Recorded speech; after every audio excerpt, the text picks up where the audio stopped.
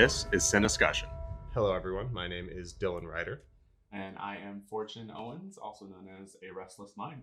Yeah, and welcome to our conversation. We're going to be talking a little bit today about the horror genre. There's been a lot of movies and games and stories that we've experiencing within the genre for a long time, and we have a few to talk about today. Television as well. Like, television's been doing some really great stuff with horror and stuff. Like, I feel like a lot of television horror was really subpar for a long time, but then you get like really interesting directed things like Haunting of Hill House and that's my boy right there. Yeah.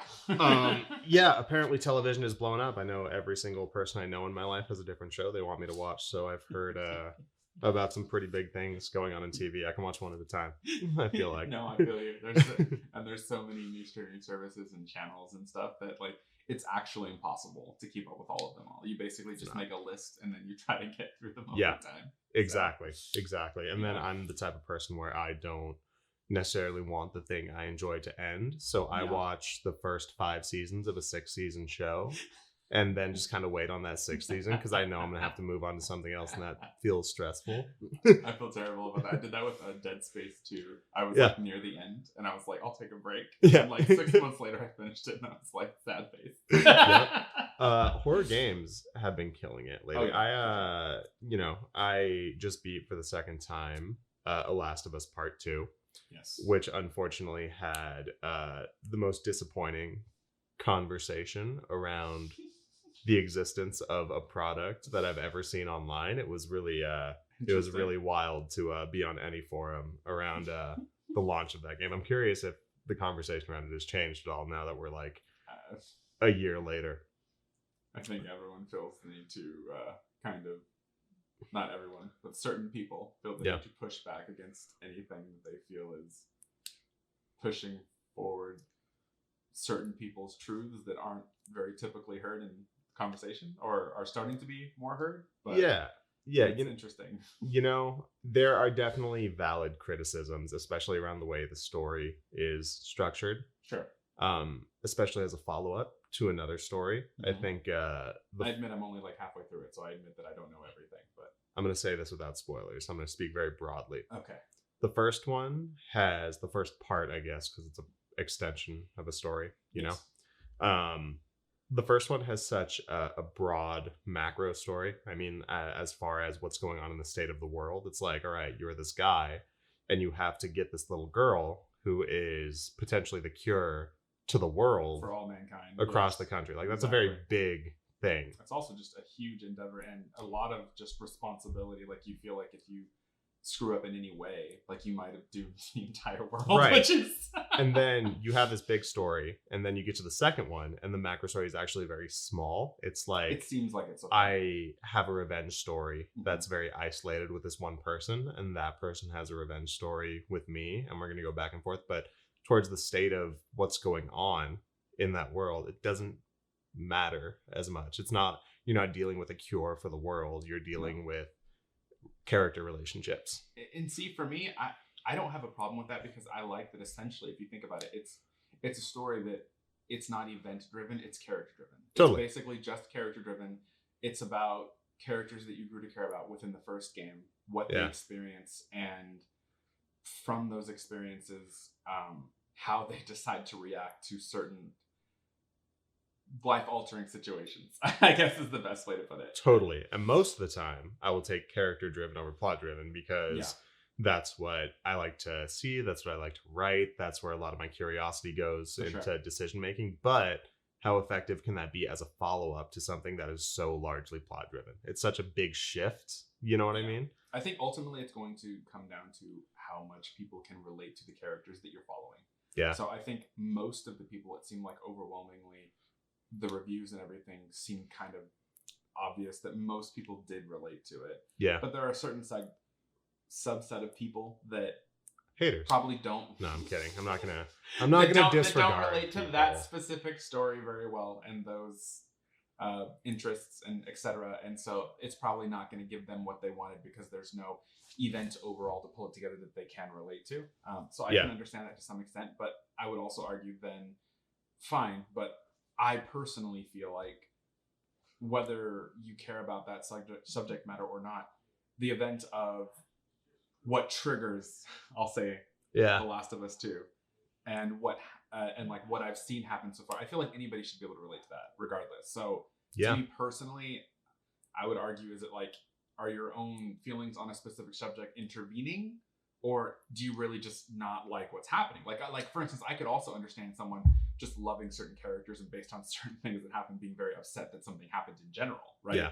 I could see that. I could totally see that. So I guess it really just comes down to what your motivations are for disliking the game, and ultimately they're valid for every person. But Yeah. you know, for me specifically, I think it's a really great game, and I'm really, really along for the ride. I mean, I would say the one thing about it is the mystery of like all of the different creatures and everything, and all of that's a huge part of it, which is great. But now you kind of know, so I feel like you're dealing with almost like people just as much as you're dealing with them. So it does create a very different dynamic when you're running through the world. It also, I feel like it kind of changes your motivations on what things you might want to craft too, because you're like, I'm actually more worried about X than Y, right? Yeah. So, like, I mean, I know in my specific situation, I have had a harder time fighting the people more often than the clickers and things in most situations that I've been in so far. Yeah. So I tend to craft things that are more useful for them, at least so far. So by extension,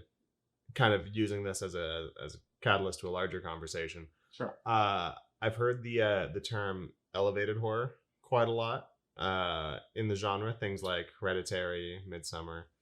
Which is weird to me. I don't like the term actually, because I feel like it's dismissive. I like a lot of, I guess, what some people would refer to as shitty or grindhouse or schlocky. I like a lot of. I'm pretty eclectic with my taste. I'm all over the place, but there are certain horror movies that I think are particularly shitty or unentertaining, or I watch it and I'm like, I'm not gonna get that hour and a half back. What do you think it is in a genre that's so all over the place towards big philosophical questions and like really impactful relationship dynamics versus zombies, arms exploding?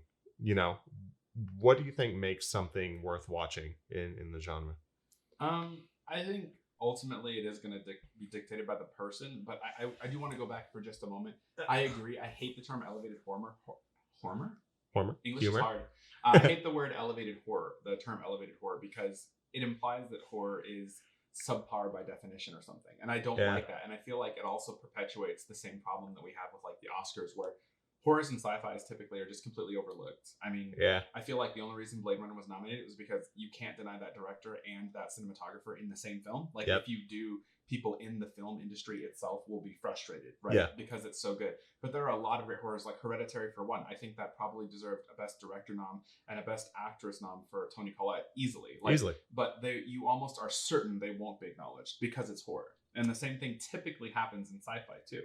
Yeah. And they're two genres that have notoriously been just neglected for a very long time.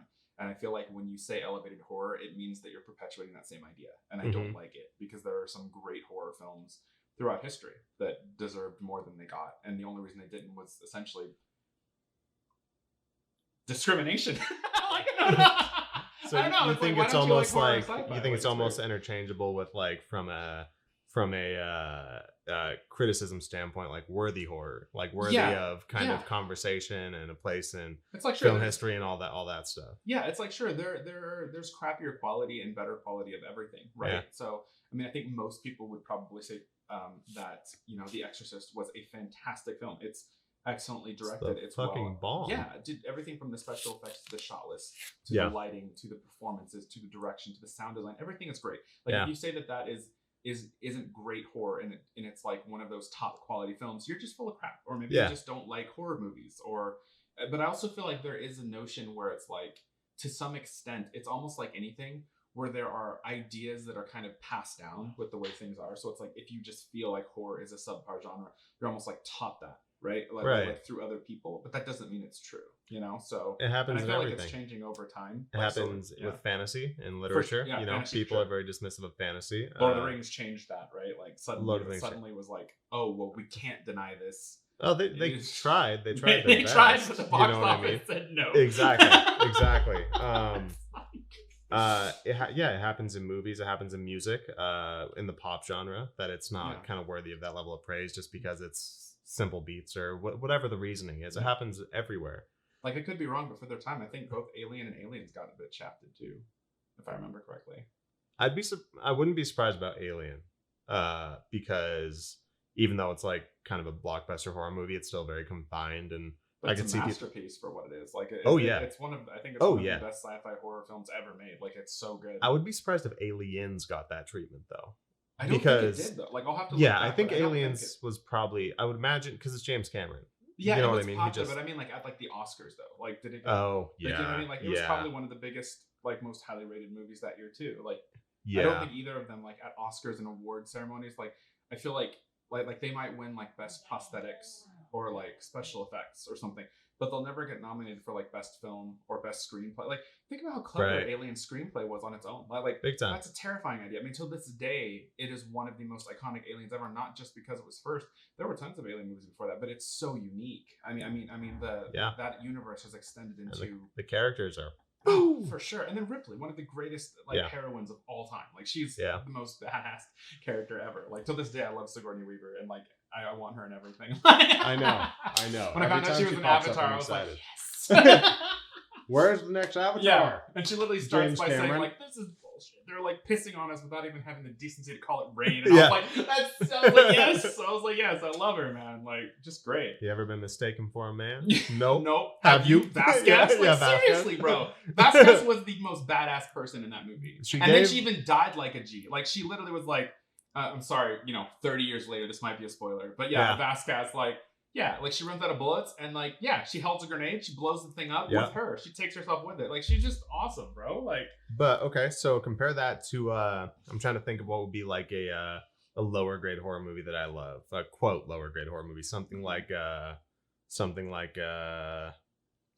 it's hard when you think about it, right? I know, now that I'm on the spot.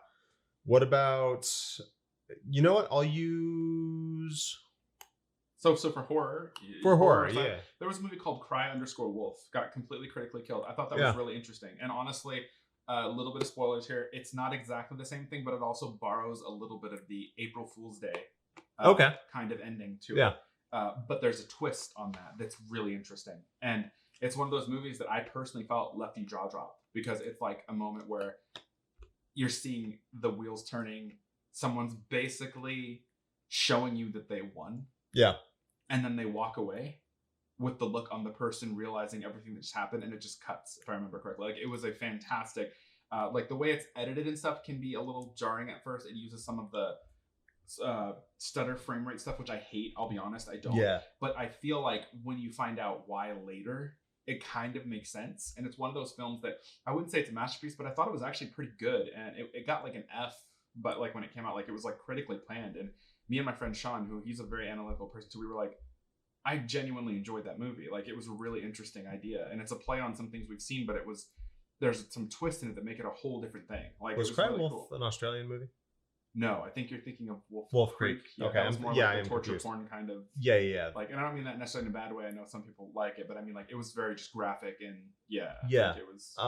I did come up with an example of like a kind of like goofy tongue-in-cheek horror movie that I love. Freddy vs. Jason. I do too. So that's a fun movie. But it would be very easy to, say that movie is not entertaining, it's not fun, it's not scary, all of those things.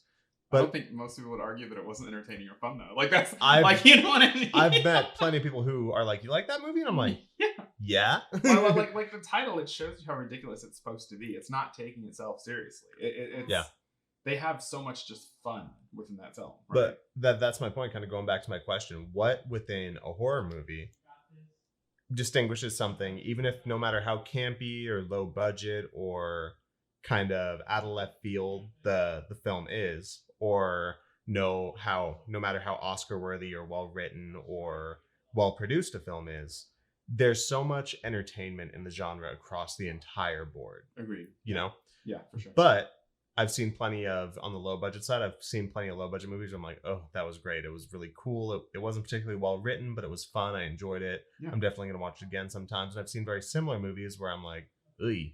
That was... I've seen movies with big budget where I'm like, ugh. Exactly. There's so many talented people out there that want money, and this movie got $100 million. Where do you think the entertainment comes from in the genre, for the most part? Like, when you are watching a horror movie, no matter what it is, what do you sit down and expect to see to be entertained? I feel like that's a really loaded question, because a lot of things can dictate it for me. Yeah. For instance, if there's a director I love, Yeah. A lot of times I don't care what the film is, because to me they've almost never disappointed. Like James Wan is Sure. someone that, like, he makes a movie, I am in.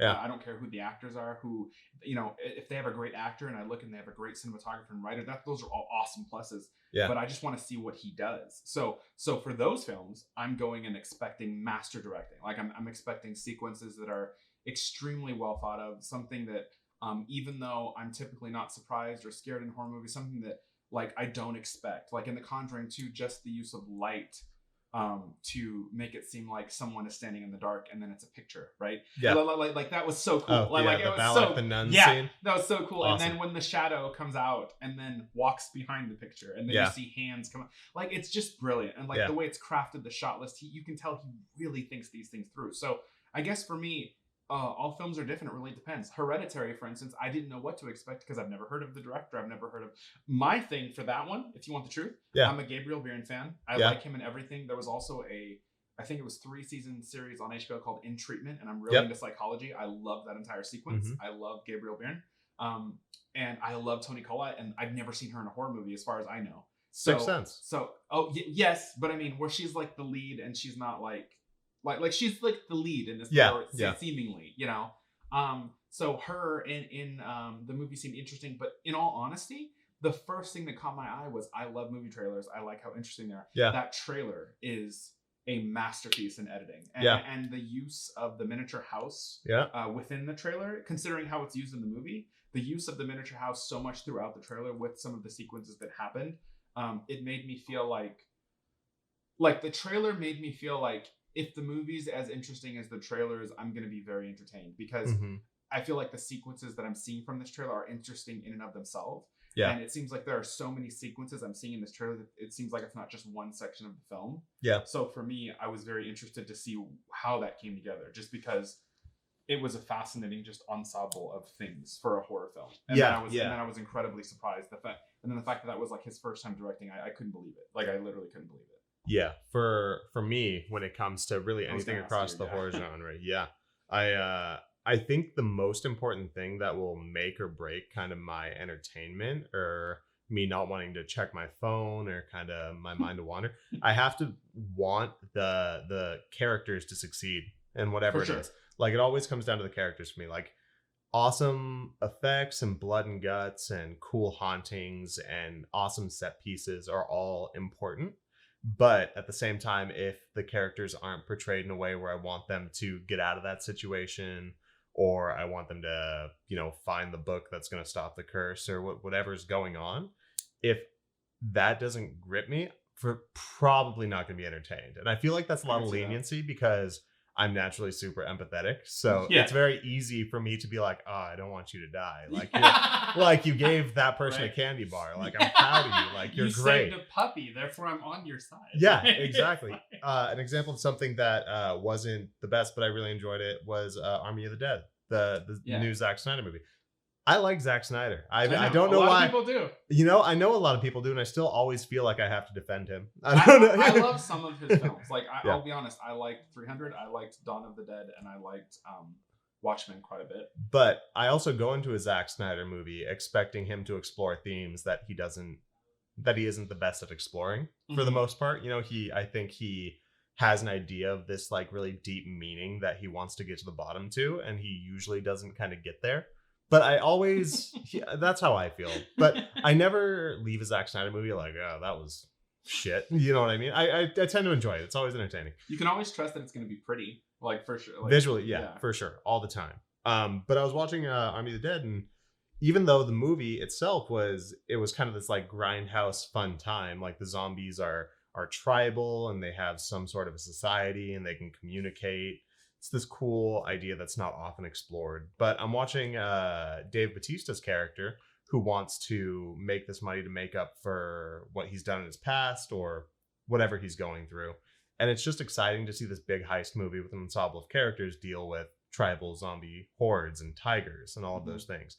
It's getting critically not loved. It's not getting panned. Like, I don't want to say panned, but it Yeah, is. it seems like it's like mixed reviews, but it's not like low. It's Right. Like, yeah. But I was going through those reviews and I was just kind of thinking, what do people expect? Like, the way it was advertised, you get this kind of tongue-in-cheek zombie heist movie in Las Vegas where they're dealing with tribal zombies. And that's kind of what you get. It's like, here's what's delivered. Like, if you watch it, I kind of expect that you'll have an idea of what you'll get.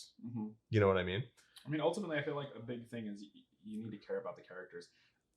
But I also, can I rewind one thing? You said it's up to you about, like, you want to see them succeed. Yeah. Do you think it's... Or fail. I was going to say, or fail, right? Yeah. I was going to say, because, for instance, there was this Netflix film recently called I Care that I loved. And it has Homegirl from Gone Girl. From Gone Girl. Who I love. And I started it. Yeah. And I found, I love that film by the end, but I hate her. Like what she does, because I actually took care of my grandfather until he passed. So when it comes to seniors, I'm kind of protective. Right. What she does, my skin was boiling. I was actually like, I hate her so much. And she's playing it so well. Like, I love the actress, but I genuinely hate her. And I actually felt I couldn't stop watching it because I wanted her to see her fail. Like, I wanted to see it all fall apart. Yeah. And I won't tell you how it ends, but like, that's what I wanted. It was the opposite. It's like It's a good point. I think it's just character investment. Yeah, I need to be invested in the outcome, whether it be positive or negative. I need to want to see what happens next. For sure. The character has to be intriguing. Like Dexter proved, they don't have to be necessarily good, right? They have to be interesting. Right. They have to be interesting. I think that's where a lot of horror movies fall apart, is they get really excited about the set piece. I agree. Or spend a lot of focus on the killer or the monster and the creativity around that aspect, where you have this amazing, I don't know, ghost cockroach demon or something, and it's like, wow, that looks really impressive. Nun. The Nun is a great example. Right. Like, I haven't seen the movie, but I just have a feeling that's what's going to happen. Similar, James Wan is just creating new horror icons, which we don't get a lot of anymore. Which is great. Great. But the movies that are expanding off of this Conjuring universe, which we'll talk about shortly, are not good. You know, they're just not good. I'm watching Animal Creation. It's okay. It's not bad. It's because David Sandberg is legit. He's a good director. It's because David Sandberg is legit. I remember his short Lights Out on Vimeo. We watched it years ago. And his feature-length film. Yeah, it was great. And then James Wan's like, hey, by the way, do you want to do a Lights Out feature? And I was like, dude, that's the dream right there. Yeah, like, good job, man. Like, it's awesome. But with that, I think that's what it comes down to. I think I just need to be invested in the characters. And if it's not the characters, it needs to have an interesting enough plot to keep me glued in. I do too. I also like, and I know it's hard to do because everyone wants to do something different, but I like unique subversions of the cliche. I like one of the things I like about James Wan is a lot of times when he's setting up a piece, you think it's going to be a jump scare and then it doesn't happen, or there is one, but it's actually the start of a sequence, or it's in the middle of a sequence. It's not the end result.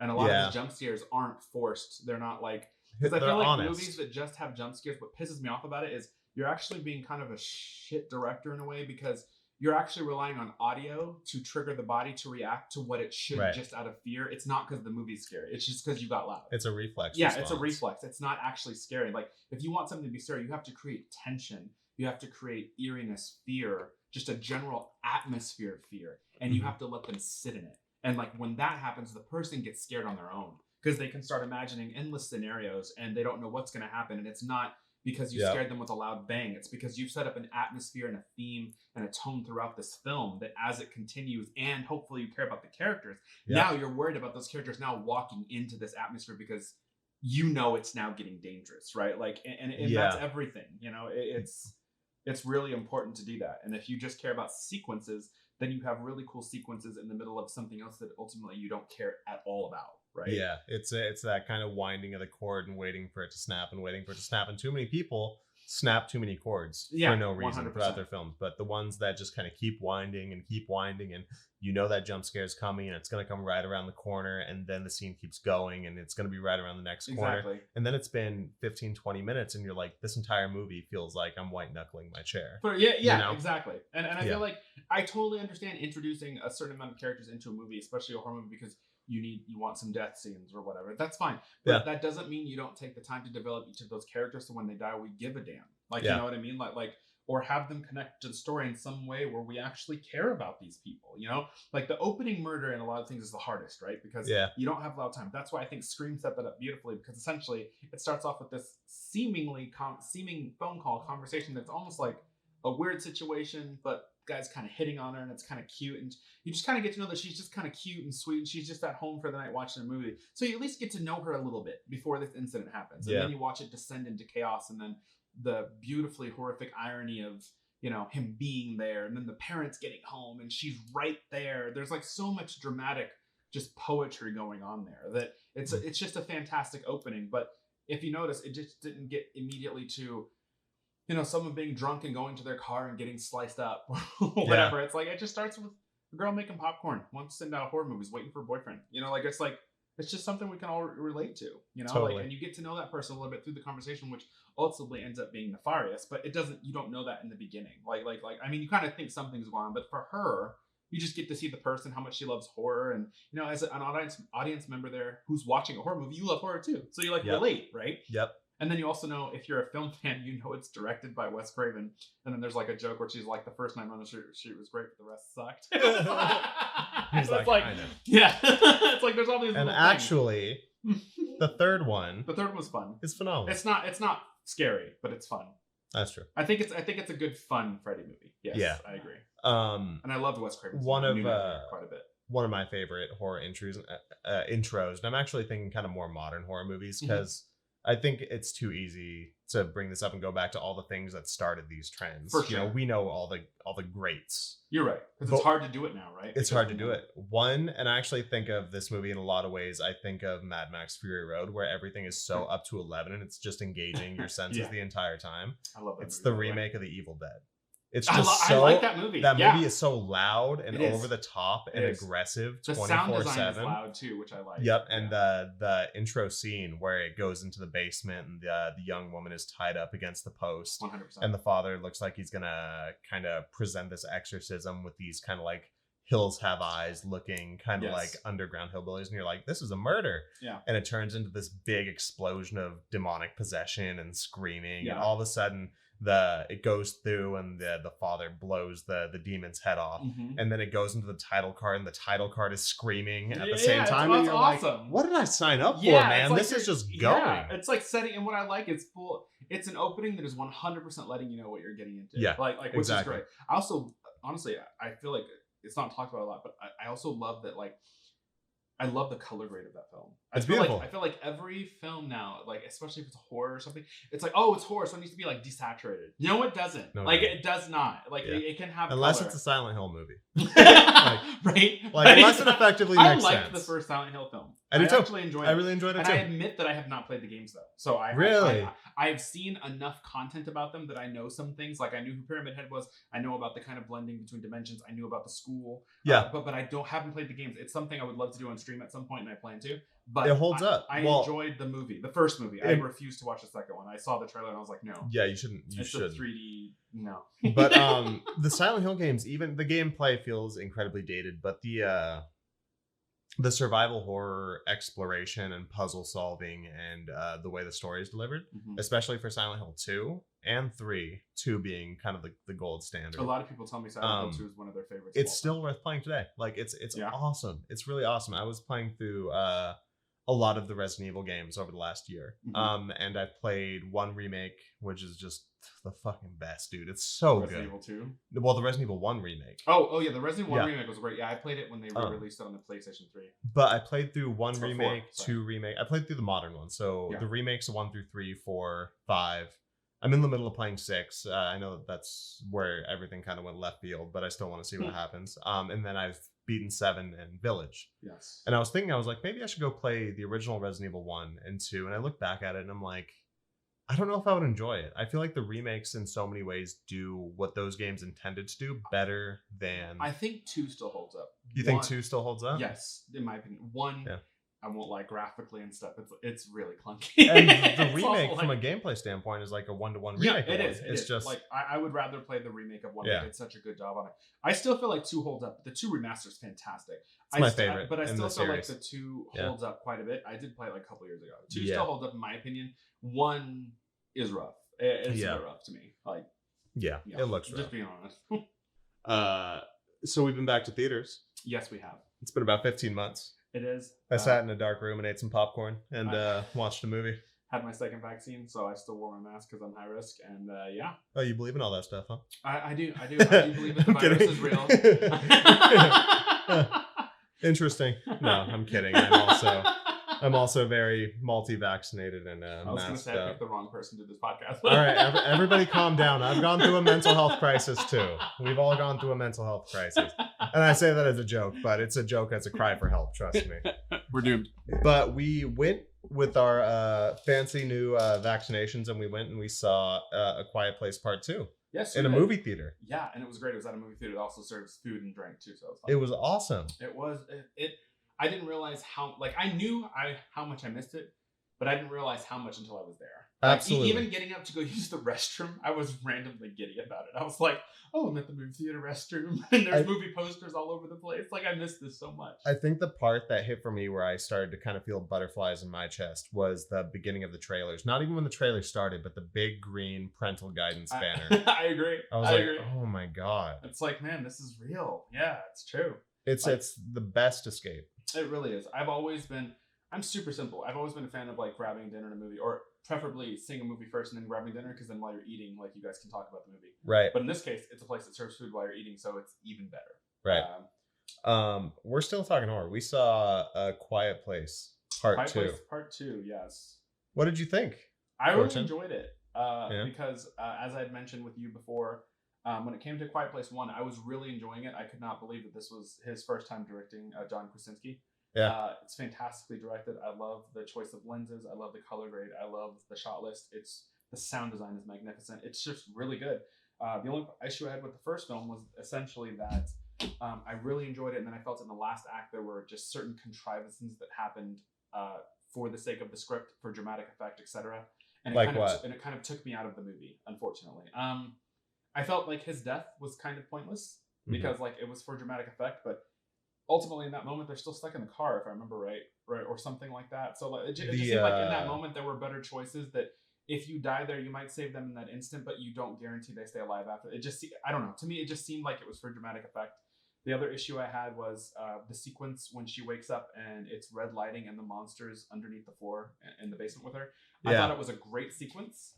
It almost reminded me of the scene where Ripley and Newt are stuck in the room with the little alien things coming after them with like the red light shining. Yeah. The issue I had with it though is she had bolted the ceiling. She's in a room that's essentially locked off. So how did it get in? It's a really cool sequence, but how did it get in? Like, if it crashed through a wall or something, that would have woke her up. So like, how did it get in? Like, I don't understand that. Like, it seems like it's cool, but it doesn't make sense. And then the other issue I had was the whole birthing scene is awesome, but then the baby's not crying for the sake of the script. I felt the same way. They're always crying when they're born, and if they're not, there's usually something wrong, right? So it's like the baby's just conveniently not crying so that the ending works. And it's like the movie was so good with not having those kinds of things. Like, everything made sense. It was well thought off. And then like suddenly at the last part of the movie when all the climax is happening, there's some great sequences, but I felt like the writing kind of fell short. Yeah. I also always wondered, like, if you could take your son to the waterfall and they can't hear you, why didn't you just set up your farm here or set up a cabin here? It would have been safer, but that's another thing. But it's more just the ending. Like, I still liked the movie. I just felt like in the last act suddenly it wasn't as good as the rest of the film writing wise. But what I liked about The Quiet Place 2 is essentially I feel like it holds up the whole way through. Like, I genuinely feel like it does. And I feel like as a director, he is fantastic. And I think I said this to you in the theater, that it's crazy because of the way the shots work. I think he would be a great director for the Last of Us movie. Like, I really do. I really think he would be fantastic for that. There are some shots in there that almost remind me of establishing shots from the game. Like, I was like, why isn't he the one? I don't think they have a director yet. HBO. Part 2. Well, coincidentally, I was playing through The Last of Us Part 2 again and saw this movie at the same time. The state of the world and the way that the monsters or the big scaries operate have a lot in common. They do. You know, it has a lot in common. The way he reveals things is wonderful. Yeah. And just like you, I think John Krasinski's directing ability right out the gate is so damn impressive. And I agree with you. I loved the Part 1 for the first 2 acts. And I think it kind of got a little convenient in the third act. It wasn't ruined. You know what? not as good. Right, not as good, exactly. But you know what I remember most about seeing that movie was seeing it in theaters and the experience of seeing it in theaters, and how anybody who was even chewing popcorn was like, oh my God, like you feel like you're going to trigger something in the movie if you just make a noise. And the second one had this experience as well. I think it was really, really cool. It was really tense. We were talking about the kind of winding the cord, waiting for it to snap. For sure. Really great tension throughout the whole movie. There are a lot of sequences that multi-cut between a lot of different characters' perspectives, and they're all going through really dangerous situations simultaneously. Agreed. And that's kind of the second half of the movie, is sequences like that. Yeah, essentially the second half, I feel like, and it's weird because I don't feel like the first movie where it's like it's setting up and there's like the payoff. It's like it's kind of just tense all the way through. Like there's just constant sequences of it's ultimately just survival. And I feel like the opening to that film is magnificent. I love the opening sequence in A Quiet Place too. It was so excellent. Good. Showing the town. Oh, yeah, it was so good. Yeah, showing the town. It was so good. I think this isn't a gripe with the movie, but I did find it as an interesting choice. Mm-hmm. The story, or and by the way, guys, we won't be doing like spoilers, but we will have some mild spoilies in terms of spoilers. Just talking about, I'm assuming we're going to talk about large picture plot. Yeah. Large picture plot. But it's not really a spoiler, but just so you guys know. Right. I think it was interesting here's how I want to say this. I think the idea to make Millicent Simmons' character, the young girl who's deaf, as kind of the main character, the driving force of the story, was an excellent idea. I like that too. I think it was a great idea. I thought she was a great character in the first one too, so I was pleased with that. But I feel that for how excellent Emily Blunt is in the movie, I'm surprised she didn't get as much time, or at least as much change in her character as I would have expected. And I feel like all of the character journey went to Cillian Murphy's character. I don't disagree. Like, if you want the truth, even though I enjoyed it more than the first one because of consistency, I feel like it almost feels like to me a transitional chapter between like two bookends. Like it feels. What do you mean? It's like I feel like also with the way it ends and everything, I feel like it's kind of like the perfect middle movie for like a trilogy.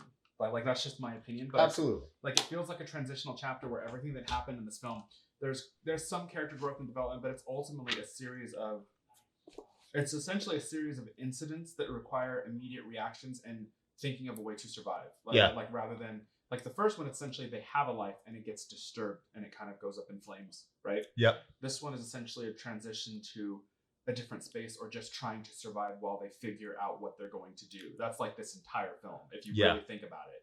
And unfortunately, things go from bad to worse because now they don't have their place that's set up, and they're trying to travel, and and they have a baby, and there's all these hurdles that essentially it's a transitional piece, really, which works great as a second film. I think it's a great, still complete story. Well, semi-complete without spoiling anything. Right. A lot of trilogies kind of go through this motion, though, of a director or any kind of storyteller who comes up and has a great idea for a film, and the studio's like, hell yeah, that sounds great. We should absolutely do that. Yeah. And then they make that movie, and then it's like, that was successsul. That got a lot of people in the theater. That made a lot of money. Yeah. Can you continue this? And then they tend to make 2 and 3. That does happen a lot. I would say though that, I mean, that could have definitely happened. But I mean, I would say that because the truth is that could have happened, because even that whole opening sequence, he could have thought of that when he wrote the first movie, but it just didn't really fit the story for the flow he had. And it makes the perfect kind of, this happened before the first movie intro kind of thing. Yeah. So without spoiling anything, guys, the opening is essentially something that happened before. That's all I'll say. Yeah. But that I'm not telling you what it is. But yeah. So like, I mean, that could work because it is like a transitional piece, but that also does give him time to find out where he wants to go, maybe for the third movie.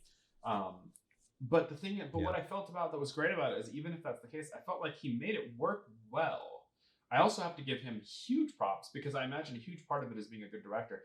The child actors in this film, the girl and her brother, honestly, they're fantastic. The brother especially, I feel like, because the sister is kind of the lead, like you said, she is.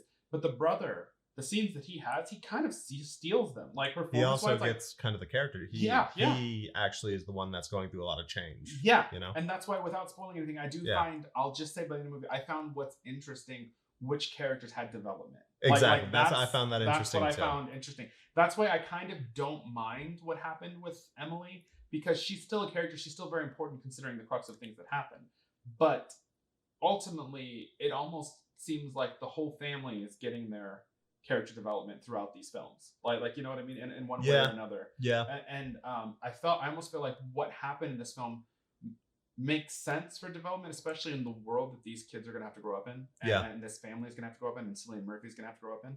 I kind of liked the development that happened, because I feel like it's needed if we're going to survive, right? I kind of like that. So it's definitely, I feel like it's very unorthodox, but by the end, I was really digging it, and I also was digging how there's kind of like a parallel sequences of things that are just different happening in the way things climax or end, and the way things end. Like, I find it really interesting. I thought that it built up very well, and it didn't let up until the very end. Yeah. And I felt like it stayed very consistent. Like, the things that happened for the most part made sense. Yeah. Like, I would say the only huge contrivance in the movie, it didn't really feel as much like one, because it made sense because it was always the plan, you know? So it was like, it wasn't out of left field. It wasn't something that was just for the sake of the convenience of the script. Like, it felt like I could see that, you know? Like, and I liked that. I do have one gripe about one side character who I feel like is a great actor, and he always just is in movies to, I'm not spoiling anything. We'll revisit this. I know who you're talking about. He's always just in movies to be I share that single and he's tear. always underutilized. I share that film, single tear. Son of a bitch. Yeah. But I think what it comes down to, I think this movie to me felt like a lot of characters having to find courage to overcome what they're going through. I think a lot of the characters kind of journey in this movie who did have those internal struggles, it was about them finding courage to do something.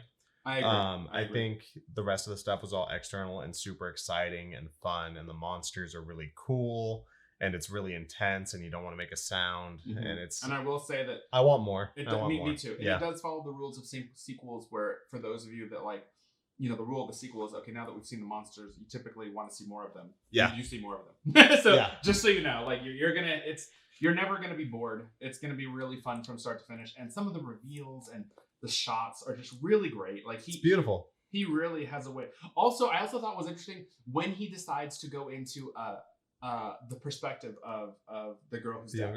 Yeah. Like when he decides to go from like the third party audience view and the deaf perspective. I thought his choices were fantastic. Yeah, it really put you in the shoes of kind of her environment in that situation, which was really.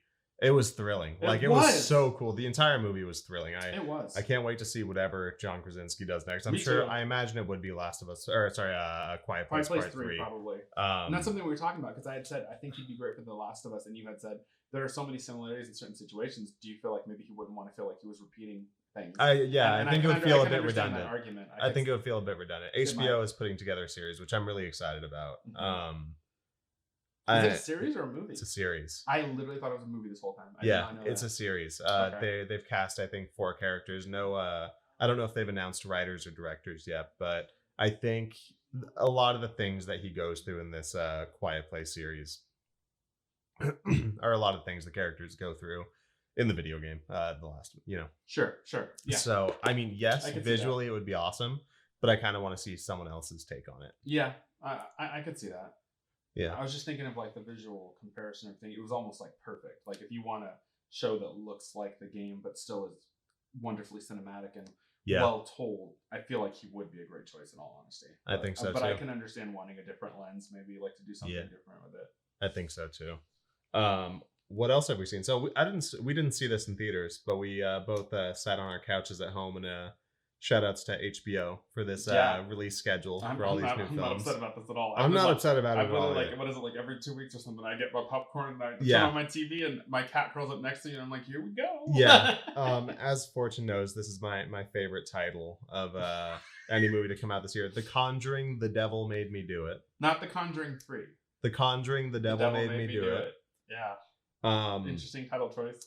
So I It is famously based off of the first incidents of someone claiming demon possession in court, which is where the term "the devil made me do it" came from, I believe. So I think it's supposed to be reference to the fact that it's become an idiom nowadays, but this is the origin. But that's correct. At the same time, it does sound kind of silly compared to the other. It almost sounds like what you call a parody Conjuring. Yeah, exactly. But okay, so we checked it out. James Wan is out of the game on this one. This director. Is the director whose name is escaping. The Curse of La Llorona, which I also watched and I was really underwhelmed. I didn't enjoy that one. I saw the trailer and I wasn't sure, so I haven't seen it. This was a huge step up. I enjoyed this one far more than La Llorona. Far more. Oh, I bet. Like I felt like it was competently directed. Like I wouldn't say there was anything about the directing that was bad at all. I just felt like the script was okay, but ultimately most of the Conjuring movies, the script is okay. Yep. What raises it to being a fantastic film is James Wan. Like he is, in my opinion, he is one of the best directors alive. Yeah. And in horror, he is one of the best directors alive for sure. Like yeah. And I feel like even though the movie was okay, it definitely felt like it was missing. This felt like a step down from the first two. It did. Big time. Yeah. Not from a writing perspective or an acting perspective. I think Patrick Wilson and Vera Farmiga just have excellent chemistry and play these characters really well. Like super well. Like they're two amazing actors, and together they just whenever they're on screen, you don't look away really. Like, yeah, and from the story of kind of pulling from a real event and bringing like the supernatural into it, it was the same thing you'd expect kind of going into a new Conjuring movie. Now that we have I guess it's a trilogy now. It's a universe. It's like a universe. Yeah, it's what you'd expect from, if you've seen the first two. There's not going to be any surprises here. But you're right. There was a little bit of flavor missing from the set pieces. The tension wasn't quite as exciting as the first the shot list. I feel like the shot list, there's nothing bad about a shot list, but there's nothing interesting either. Like I feel like James Wan, a shot can just feel interesting and you don't know why, but then it leads into something and you're like, oh wow. Like, like it happens over and over in his movies. I never really got that feeling in this film, like to be honest. And I was actually, so this is my fault because I usually don't set my expectations in any direction. But this one I knew the director was different, and when series or universes go on for as long as this one has, you kind of expect a dip in quality. So I wasn't like waiting for that time for it to drop so I could sit down and watch it. But I was like, I do want to see it. And I think that lost my train of thought for a moment. It happens. I think that I was excited for the idea of it almost going the exorcism of Emily Rose route and giving us I was expecting half of a courtroom drama. I can see that too. I kind of thought there would be more to that too, to be honest. Kicked off that way, and you they have a conversation with lawyers and you see what's going on in the court, and then it's not really revisited. No. They go a separate way with it. It feels like it was just there to let you know that there was a court case, but there's nothing. Exactly. And I actually felt like, especially if you don't have James Wan directing, I almost feel like having more of a court case could have made certain things more interesting about the case. I think so too. Especially also, I feel like, without spoiling anything, certain reveals I think would have been really interesting if they were paralleled with sequences that were building up in the court case. Yep. And how you juxtapose the scenes versus what you're telling people versus what happened. Yeah. I think that could have made it more interesting, in my opinion. Yeah, and we talked about this a little bit. I watched this with my fiance, and we were joking a little bit through the movie. So we've all seen where these movies go, and in this universe, there are demons and magic and evil and all of those things. But bringing this into a more kind of structured setting as far as dealing with the justice system and dealing with the police as they do in the movie. Yeah. Imagining these characters, these kind of like demon hunters, from the perspective of just the everyday person is kind of hilarious. Especially when you bring it towards a place of court and evidence. It's like, Your Honor, he's got ghosts in his blood. Like there is absolutely... We have the evidence. You want to know how we know? Come look in our basement. We'll show you. One scene that I did enjoy, and I totally saw it coming, but I was happy that that's what happened because I thought that would be funny. One scene I did like was, without spoiling, the scene with the judge, where the judge doesn't believe them. Oh, and then it just like, there's like this, and then it just cuts. It cuts. She's like... They're a ghost, Your Honor. I've seen them myself. Yeah, you have expected to say that. They're a ghost, myself. Your Honor. I've seen them. Exactly. Is there anything else to your opening defense?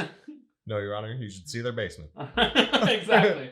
Matter of fact, Your Honor, let's bring it down there, and I have a feeling this case is going to go a very different direction, right? Yeah. But I think, like other series, James Wan kicked off something really awesome and really fun, and really exciting. I don't think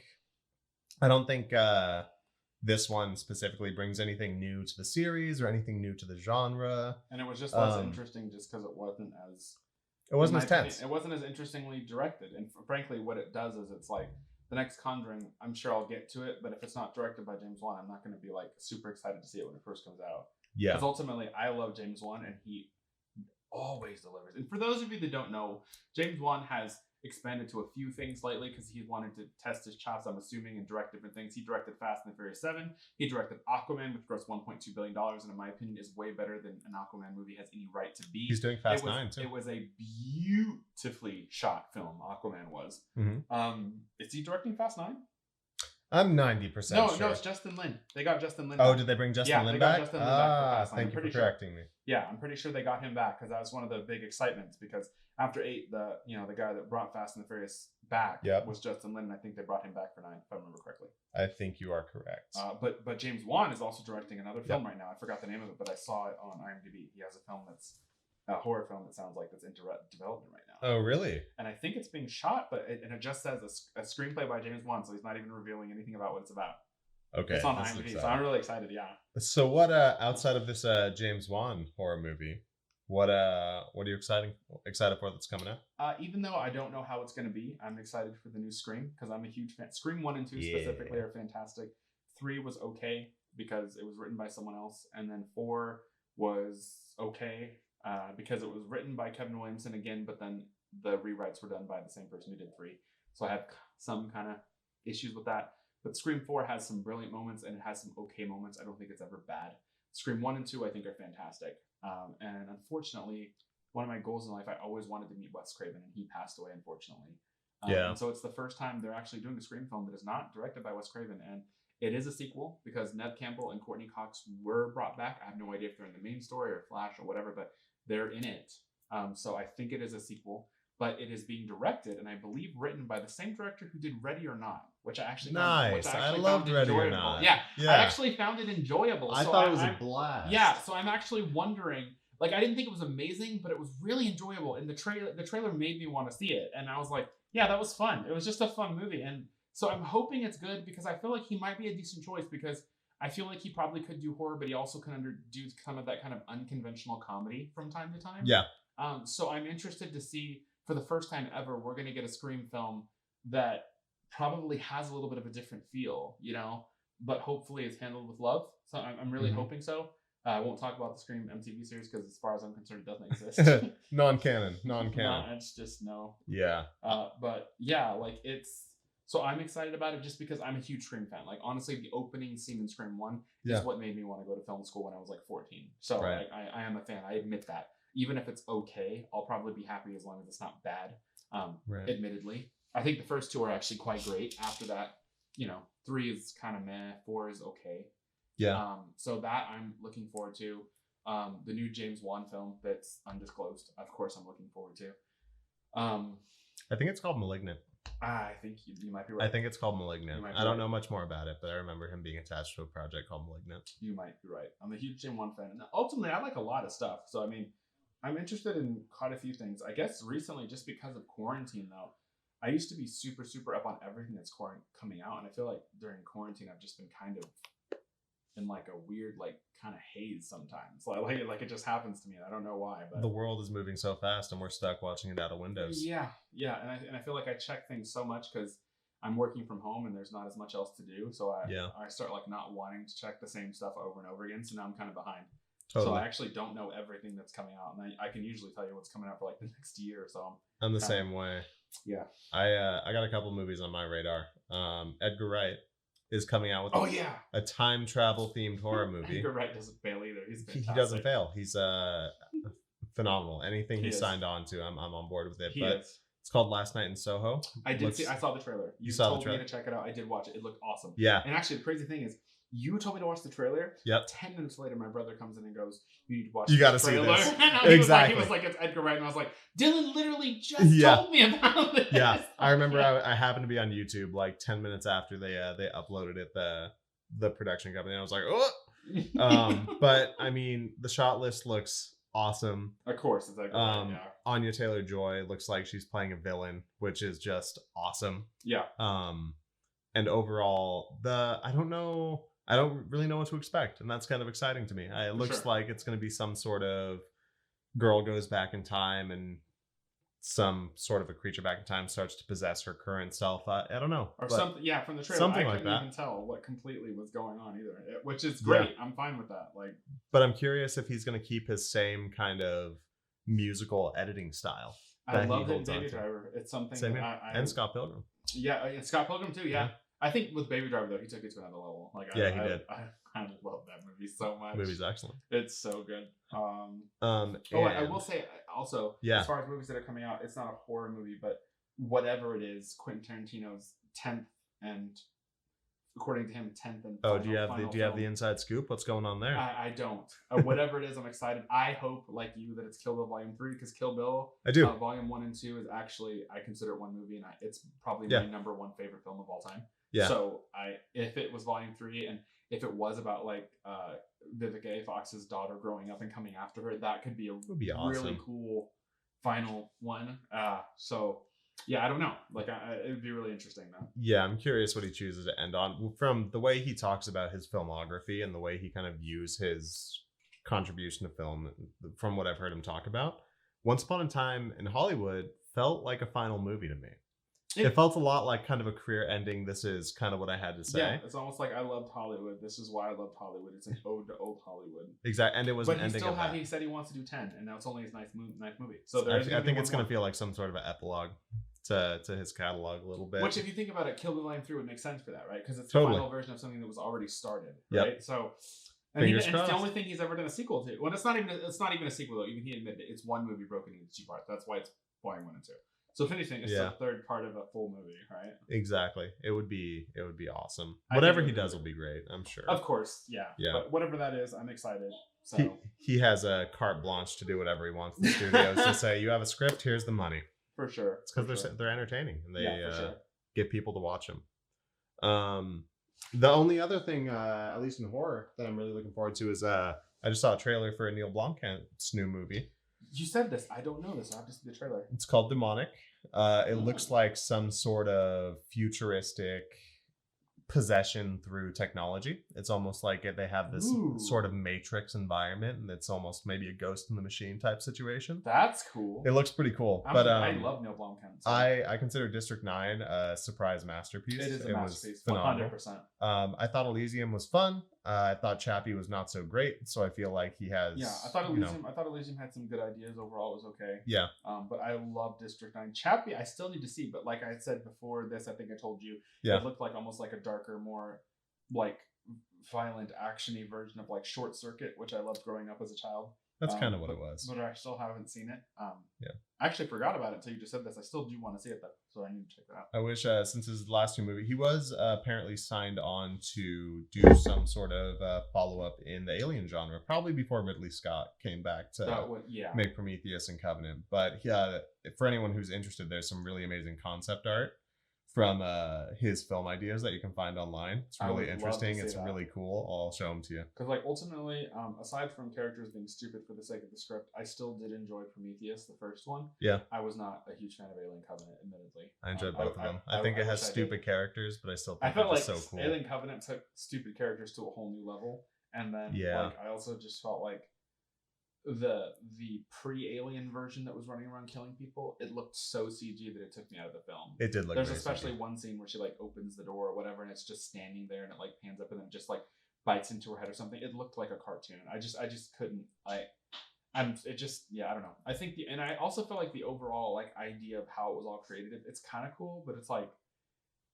I don't know. He just did a good job in the past of blending like a lot of live action with some CG in ways that worked well, and I feel like nowadays he does some great things, but I'm talking about Ridley Scott. He does some great things, but he also just kind of lets the CG department handle this, and it's like I feel like it it's just not as good when you do that in certain situations. But that's just me. So yeah, I can see where you're coming from. I think the CGI was a little less than desired in some scenes, though. I think it's a little bit of a mishmash, because you're right. There are scenes where you see the alien and you're like, that is clearly computer generated. But then you'll see the worlds he creates with the engineers and the them being on Earth and seeing the massive waterfalls in Prometheus, and you're like, oh my god, this so is good. the greatest CGI. And even some of the scenes with the CG alien look good, but then there's other scenes where it's like, the way that's like brought together, it doesn't look really good, and it's like you should never feel like you're being taken out of the movie, at least. Yeah. And not everyone is. Just I was, but like I said, so not a huge fan of Alien Covenant, but I did enjoy Prometheus, especially.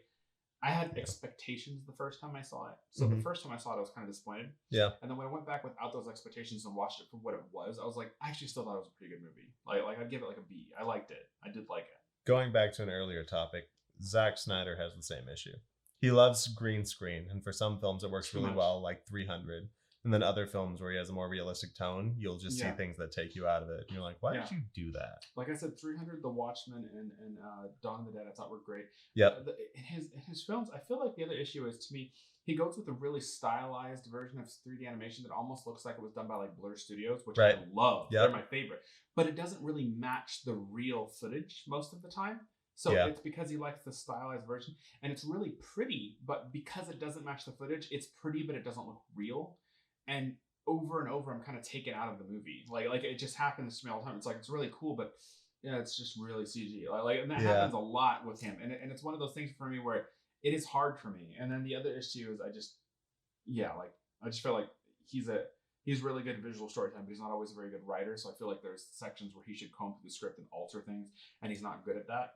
So at least from what I've seen, I could be wrong, but it seems like most of my issues with his stuff, it's more writing than anything. I do feel like he over CGs sometimes, but it's more like writing things that I'm not a huge fan of, and then I'm kind of irritated by those, and then I start noticing more things that I just don't like because of that. But I feel like the CG, even though I'm not a huge fan of it looking overly CG, if I liked the story more, I probably wouldn't mind it as much. Yeah. It's more like when you're upset with something, so you just start finding all the problems, you know? I would say that's more of the thing. Like, I don't hate him as a director or anything. I just feel like he kind of is his eye kind of dictates more of everything than anything. Like, it's very pretty, but is the substance there, I guess. No, I totally agree. I was, and we can close on this. I was reading an article recently that he had written a script for Star Wars that they denied, so he's deciding to make his own space samurai film.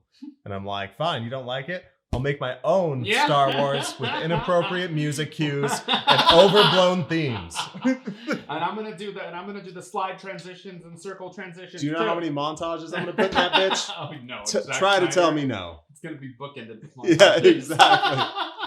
All right. I like a good montage, so I'm okay with that. I do too. Thank you, Fortune. This has been awesome. It actually has been great. Thank you all for joining us on the first episode. I'm sure over time it'll get smoother and smoother because this is our first time doing this, and it's our first time really doing a podcast. But hopefully you guys enjoyed it. We really appreciate you. We're not sure what podcast networks this will be up on. I have to do some more research. We'll make sure it's included. We probably will make a YouTube channel for it as well. So whatever you like and dislike, please let us know in the comments.